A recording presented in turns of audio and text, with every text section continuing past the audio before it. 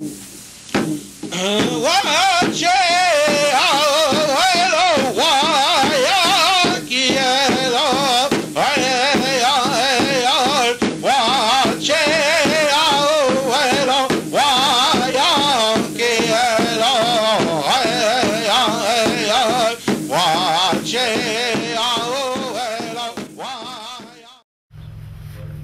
star rays. How are you today? Yeah. Polish them horns too while you're out. So, brighten up your light. Some people see your aura. They know what that little guy sees your aura, right? That one right there? Yeah. You seen mine today and went, he walked away.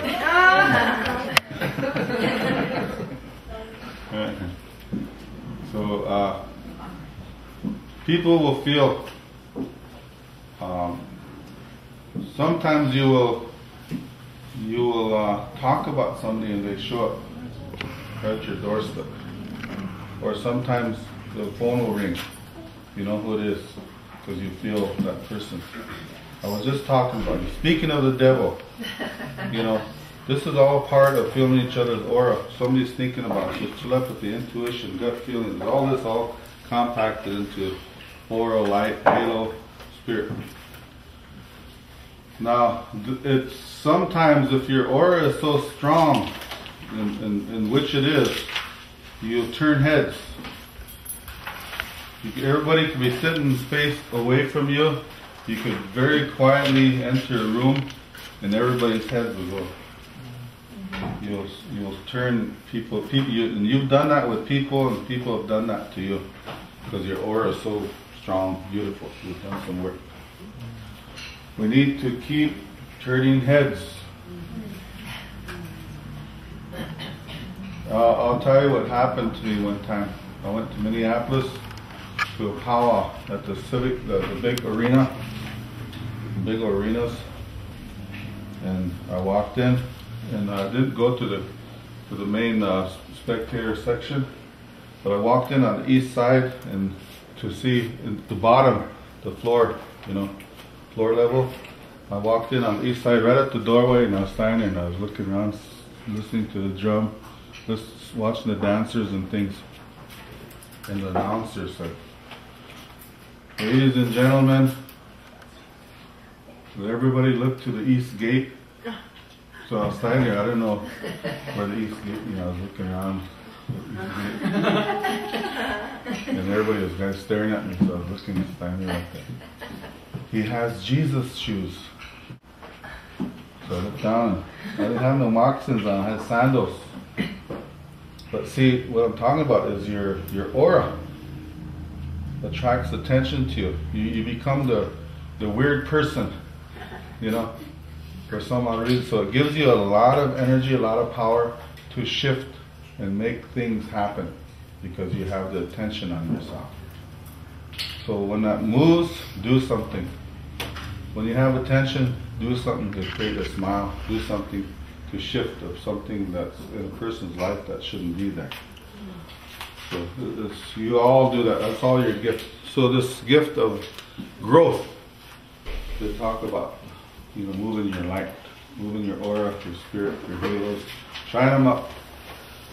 We'll do your sweat lodges, your meditations, all your ceremonies, your inner work, whatever it is, and then you'll be all right. So if you have anything else to add to that. The Star Keepers are called the guardians of the mind. That was kind of how it translated over.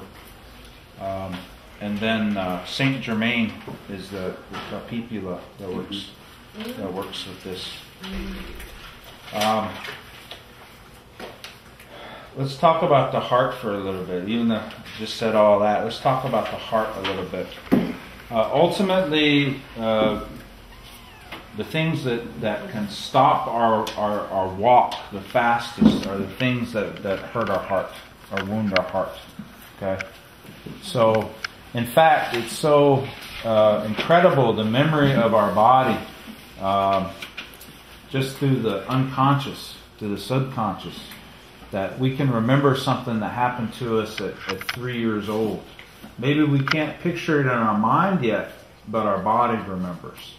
If there was a major trauma, like a car accident or something, the part of your body that felt the impact has a memory. Okay? And then with relationships, you know, especially like when we were going through our teenage years, or maybe later on when we were dating, or just maybe something work-related that didn't go so well, in our hearts we feel that still. And sometimes it's like there's a piece of glass in there, or there's a broken off arrowhead in there, or there's a cut, or some type, you know, it just doesn't feel right. Healing the heart then, okay, is the key to moving forward. And as healers, y'all know this is just like 40 to 60% of the whole puzzle of working with somebody, is to get them to first, you got to feel the situation.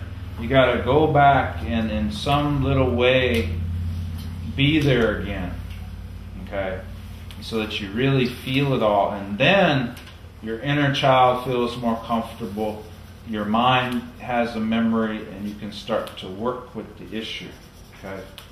So going back into that memory, whatever that wound was, and sometimes they're real wounds, and sometimes we just imagined it all.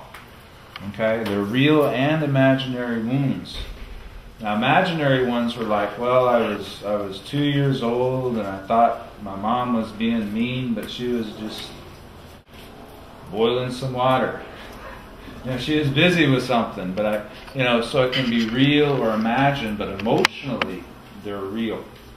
Okay, so when we deal with the pains in our heart, okay, we're prolonging our life. Okay, and we're making it possible to truly grow. Now, if it were up to our soul, we could do everything that we need to do just in this lifetime or part of this lifetime. Okay, that's if we were really on our soul's level of get busy, let's do it, let's do it, let's do it. Okay, but in terms of the treasures of our heart, we have to make sure to clean out that, that cup, make sure it's all clean, so that the power and the strength and the mercy and the love of the kingdom of God can truly rest in there.